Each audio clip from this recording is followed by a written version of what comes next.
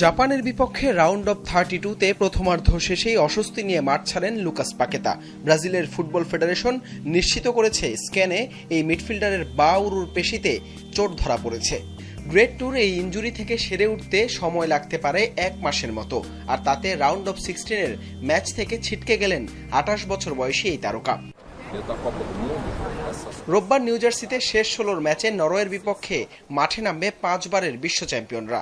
সেই ম্যাচে পাকেতার সার্ভিসটা পাচ্ছে না কার্লো আনচেলত্তি। ব্রাজিলিয়ান গণমাধ্যম বোস্টন গ্লোবের তথ্য মতে এই বিশ্বকাপে আর খেলা হচ্ছে না পাকেতার। তাতে কিছুটা অস্বস্তিতেই পড়তে হতে পারে সেলেসাওদের। কার্লো আনচেলত্তির 4-3-3 বা 4-2-3-1 ফরমেশনে পাকেতা যেভাবে আক্রমণ ও রক্ষণভাগের মধ্যে সেতু হিসেবে কাজ করতেন, তার বিকল্প নেই বললেই চলে।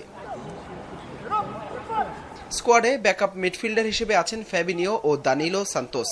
ক্রিয়েটিভ মিডফিল্ডার পাকেতার জায়গায় যদি দানিলো সান্তোসকে খেলানো হয়, তবে 4-2-3-1 ফরমেশনে নামতে পারে সেলেসাওরা। দানিলো হোল্ডিং মিডফিল্ডার হওয়ায় সরাসরি পাকেতার রিপ্লেসমেন্ট বলাও কঠিন, যে কারণে 4-3-3 ফরমেশনে দল সাজাতে চিন্তার ভাঁজ পড়তে পারে আনচেলত্তির কপালে। এখন দেখার বিষয় নরওয়ের বিপক্ষে কোন ফরমেশন আর ট্যাকটিক্স নিয়ে মাঠে নামেন কার্লো আনচেলত্তি।